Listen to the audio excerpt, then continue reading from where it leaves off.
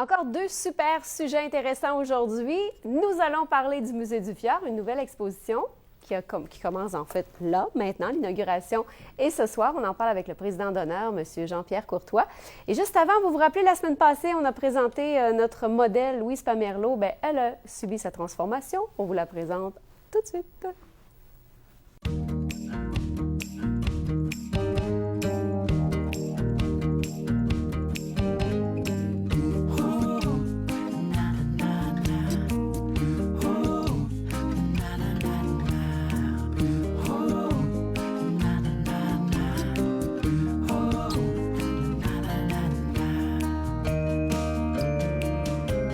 Et la voici, Louise Pamerlot et Raymond Moison du salon RM Coiffure est très, très fière. Et même moi, j'ai eu un choc tout à l'heure. Je suis allée au salon, Raymond, et franchement, wow!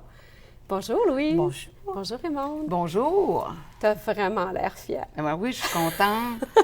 Je suis contente en plus qu'on l'a préparé la semaine passée. On l'a fini aujourd'hui. On va présenter les filles des photos, OK? On va voir le avant et le après, parce que les gens qui ont manqué l'émission mercredi passé, donc on voit Louise avec les cheveux très, très longs, qui avait toujours une couette, ou presque. À l'émission, d'ailleurs, elle avait les cheveux attachés. Alors, on voit évidemment la transformation qui s'est effectuée. Et tu n'as pas changé tant que ça la couleur, Raymond, quand même un peu. On voit qu'il y a des reflets, beaucoup des reflets de blond, de caramel. Bien, j'ai joué beaucoup aussi. Il y avait une base beaucoup cuivrée à l'intérieur, mais je suis allée chercher des reflets un petit peu plus dorés, puis avoir plein de mouvements différents à l'intérieur de sa couleur, qu'elle peut les mettre de différents côtés pour aller chercher un style ou aller y trouver la couleur. Il faut que ça se fonde et que ça vienne chercher son teint. Et le carré, les carrés cette année, c'est vraiment très tendance. Donc, on voit que c'est un carré, mais un peu différent, donc qui est concave. Assez concave. Elle, au départ, elle avait une frange quand même assez courte. On peut très bien la faire avec la frange pleine longueur. Les tendances sont beaucoup versatiles. Fait qu'on vient de trouver le carré, puis on lui donne une forme. Comme là, on va montrer la forme qu'on peut lui donner en allant chercher... Ce que Louise est capable de faire elle-même. D'ailleurs, Louise, avec ça, tu es capable de te débrouiller, toi, oui, là. Vraiment, moi qui connais rien et qui n'ai jamais entretenu mes cheveux avec aucun produit, à aucun fer, avec ça, je suis capable de le faire moi-même. C'est vrai? Oui. Ça change ta vie. Comment ta famille a trouvé ça? Ton mari, tes enfants? Ils ont tous vraiment adoré ça. C'est vrai? Tu vas retourner sur le marché du travail, coudonc, toi qui étais à la retraite? Je ne crois pas. Non. Mais tu es très contente. Oui, c'est vraiment un changement parce que tu avais donné carte blanche à Raymond, puis finalement, elle a respecté quand même la femme que tu es.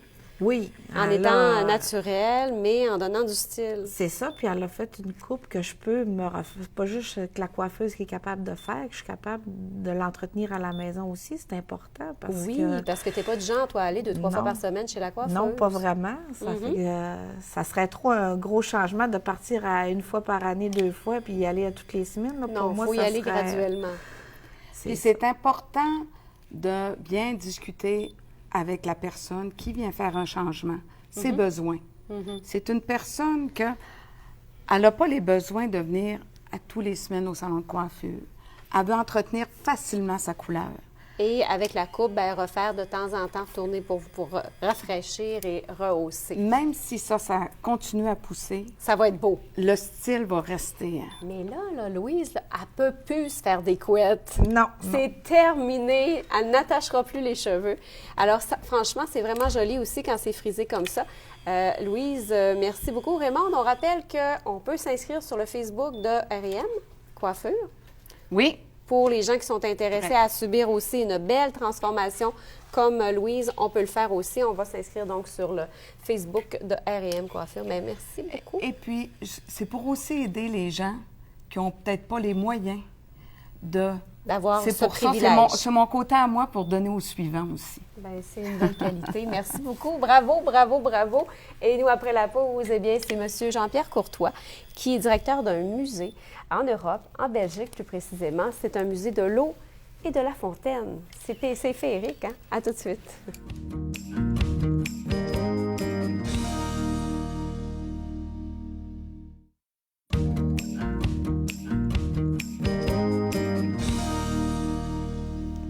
Eh bien, ça fait quelques fois qu'il vient nous voir dans la région. Une belle collaboration avec le Musée du Fjord de la Baie, M. Jean-Pierre Courtois, qui est le directeur d'un très beau musée en Europe, en Belgique, tout près de Bruxelles, qui s'appelle le Musée de l'eau et de la Fontaine. C'est bien ça, oui.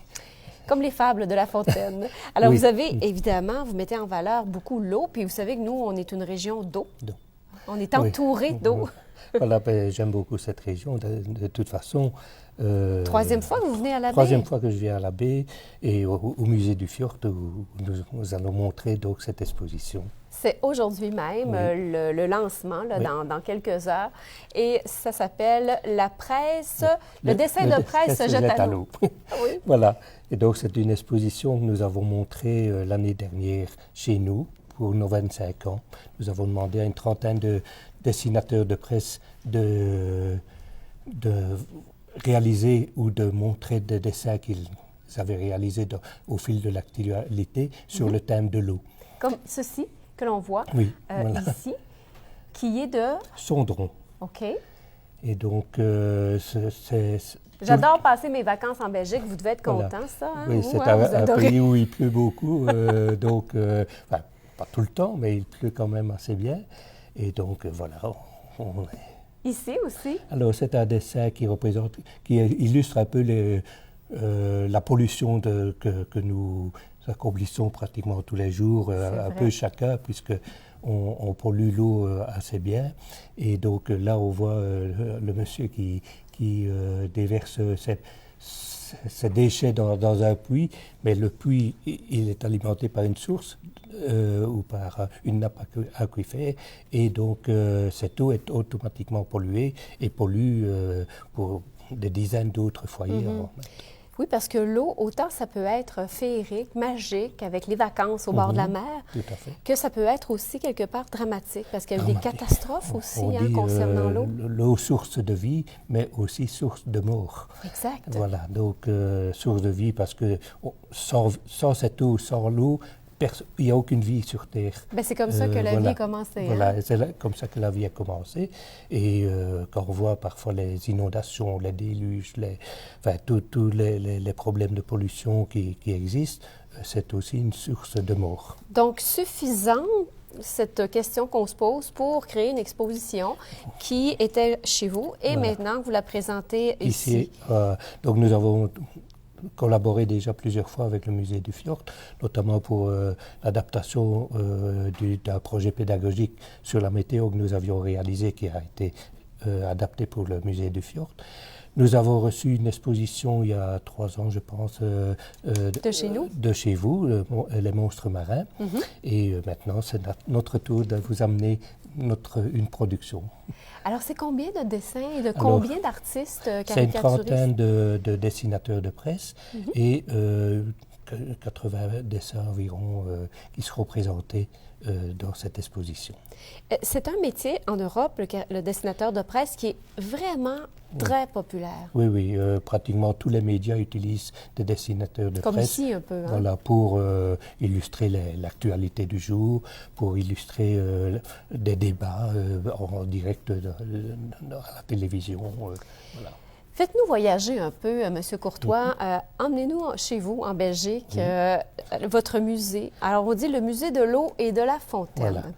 Alors, est-ce qu'il y a des fontaines? Oui, bien sûr. C'est un musée que j'ai créé il y a 25 ans. C'est vous? Voilà. Parce que j'avais une passion pour les fontaines, donc le patrimoine de fontaines, tout ce qui est monuments, ponts. Puis en Europe, là, M. Courtois, il y en a des fontaines. Il y en a, voilà. Mais, donc, j'ai commencé à m'intéresser à ce patrimoine et je me suis aperçu que ce patrimoine disparaissait petit à petit. Pourquoi? Parce qu'on n'utilise plus ces fontaines pour aller chercher de l'eau. On a un robinet à toutes les habitations, dans toutes les habitations, à tous les étages. Puis autrefois, c'était pas comme ça. Il y avait des fontaines. Hein? Puis même les gens s'abreuvaient au fond. C'était à Rome, entre autres. Voilà. Là, les fontaines à Rome, même encore aujourd'hui. Encore aujourd'hui, à Rome, toutes les fontaines, il y a des fontaines dans toutes les rues et qui sont même alimentés en eau potable. Oui. Donc, oui, parce que les gens remplissent voilà. leurs bouteilles. Et donc, chez nous, ça a disparu. J'ai commencé à faire le recensement des fontaines de Belgique pour mon propre plaisir. Et puis, voyant cette disparition, j'ai voulu sensibiliser le public. Parce que ce qui fait aussi que les fontaines disparaissaient, c'est parce que les gens ne s'y intéressaient plus. Et donc, en tentant de leur faire redécouvrir les fontaines, on est parvenu, entre autres en 1990, à lancer une grande campagne de revalorisation des fontaines. Et est-ce que vos fontaines en Belgique, est-ce que l'eau ressurgit? Est-ce qu'elle fonctionne? De plus en plus, oui. disons que... C'est triste, une fontaine qui ne fonctionne pas, voilà, trouvez-vous? C'est triste. Tellement ça triste. Et voilà, et généralement, alors, on s'en sert comme poubelle. Comme pot de fleurs. Oui, et c'est ça, vrai. je trouve ça un peu triste. Oui. Et donc, maintenant, c'est vrai qu'on recommence à placer des fontaines dans les villages, dans les villes. Et pour une autre raison, parce qu'on a découvert que les fontaines en fonctionnement dépolluaient l'air par leur fonctionnement. Ah, c'est-à-dire oui. qu'elles attrapent les impuretés qui volent dans l'air et les déposent, bien sûr, dans l'eau. Généralement, maintenant, les fontaines en Belgique ne sont plus alimentées par des sources ou quoi, c'est en circuit fermé, donc il suffit de nettoyer les fontaines régulièrement. Avez-vous une fontaine que vous aimez, vous, particulièrement? J'imagine que oui, hein? Vous devez avoir un petit chouchou, là, hein? Oui, il y a pas mal de fontaines. Nous, on en a une belle ici, oui. un beluga, qui est en oui, fontaine, ici, sur la zone portuaire. Oui, vous connaissez probablement la plus célèbre fontaine de Belgique, à Bruxelles. Ben oui, le Mannequin Pis, c'est vrai! On va la pause et on revient tout de suite.